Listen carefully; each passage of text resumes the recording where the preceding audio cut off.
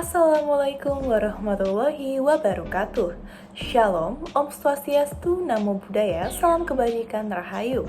Perkenalkan, saya Aisyah Hanum dengan NIM 8111422765 dari Rombel 15 akan menjelaskan mengenai pembuktian dalam peradilan tata usaha negara untuk memenuhi penilaian mata kuliah hukum acara tata usaha negara hari Senin pukul 3 WIB yang diampu oleh Bapak Dr. Pratama Heri Herlambang SHMH dan Bapak Moh Imam Gustomi SHMH.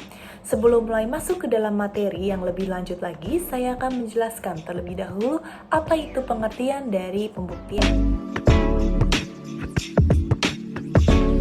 Pembuktian adalah penyajian alat-alat bukti yang sah menurut hukum kepada hakim yang memeriksa suatu perkara guna memberikan kepastian tentang kebenaran peristiwa yang dikemukakan. Pembuktian merupakan tahapan dari persidangan di mana para pihak diberikan kesempatan seluas-luasnya untuk mengajukan bukti-bukti yang dapat mendukung dalil dari gugatan maupun dalil dari jawaban. Untuk menemukan kebenaran material, maka asas yang digunakan dalam peradilan tata usaha negara merupakan asas keaktifan hakim atau dominus litis yang sebagaimana diatur dalam pasal 107 UU PTUN. Sahnya pembuktian diperlukan sekurang-kurangnya 2 alat bukti. Dalam pasal 100 UU PTUN disebutkan beberapa alat bukti antara lain sebagai berikut. Yang pertama adalah surat atau tulisan, yang kedua adalah keterangan ahli, yang ketiga adalah keterangan saksi, kemudian yang keempat adalah pengakuan para pihak, dan yang kelima adalah pengetahuan hakim. Selanjutnya, pada pasal 101 sampai dengan pasal 106 UU PTUN menyatakan dalam acara hukum PTUN alat bukti tersebut diuraikan lebih rinci lagi, yakni sebagai berikut. Yang pertama adalah surat atau tulisan. Jadi surat atau tulisan sebagai alat bukti terdiri atas 3 jenis. Yang pertama adalah akta otentik, yaitu merupakan surat yang dibuat oleh atau di hadapan seorang pejabat umum. Yang menurut peraturan perundang-undangan, pejabat umum ini berwenang untuk membuat surat itu dengan maksud untuk dipergunakan sebagai alat bukti tentang peristiwa atau peristiwa hukum yang tercantum di dalamnya.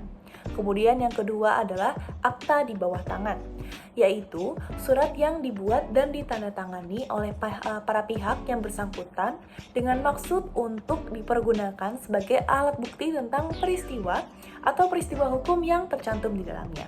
Kemudian yang ketiga adalah surat lainnya yang bukan akta ataupun yang disebut sebagai alat bukti bebas, sehingga hakim tidak diharuskan untuk menerima dan mempercayai alat bukti ini. Kemudian yang kedua adalah keterangan ahli.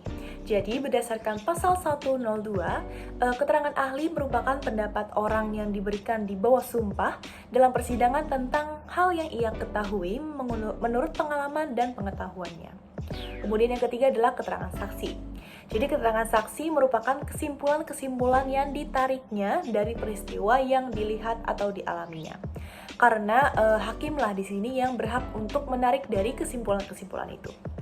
Pasal 104 UU PTUN menjelaskan bahwa keterangan saksi dianggap sebagai alat bukti apabila berkenaan dengan hal yang ia alami, ia rasakan, maupun ia dengar oleh saksi itu sendiri. Yang keempat adalah pengakuan dari para pihak.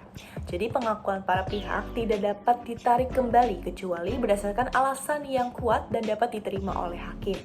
Suatu pengakuan baru bisa diterima sebagai alat bukti yang sempurna jika diberikan di dalam muka persidangan. Kemudian yang kelima adalah pengetahuan hakim. Pengetahuan hakim adalah hal yang olehnya diketahui dan diyakini kebenarannya.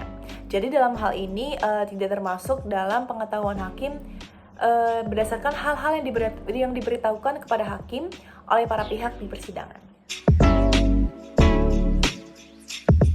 Kemudian saya akan menjelaskan mengenai beban pembuktian dalam peradilan tata usaha negara.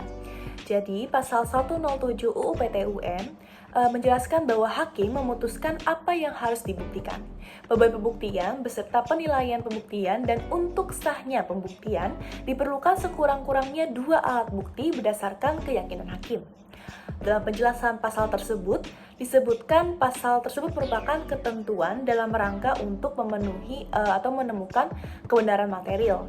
Berbeda dengan sistem yang ada di hukum pembuktian dalam hukum acara perdata, Maka dengan memperhatikan segala sesuatu yang terjadi dalam pemeriksaan tanpa tergantung pada fakta dan hal yang diajukan oleh para pihak, Hakim PT UN dapat memutuskan sendiri yang pertama, apa yang harus dibuktikan.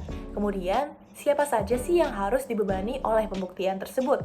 Kemudian, hal apa saja yang harus dibuktikan oleh pihak yang berperkara dan hal apa saja yang harus dibuktikan oleh hakim sendiri. Kemudian, alat bukti mana nih yang diutamakan untuk dipergunakan dalam pembuktian.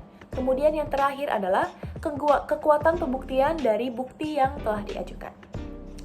Sekian pemaparan penjelasan dari materi pembuktian dalam persidangan tata usaha negara. Mohon maaf apabila ada salah kata maupun salah kalimat. Wassalamualaikum warahmatullahi wabarakatuh.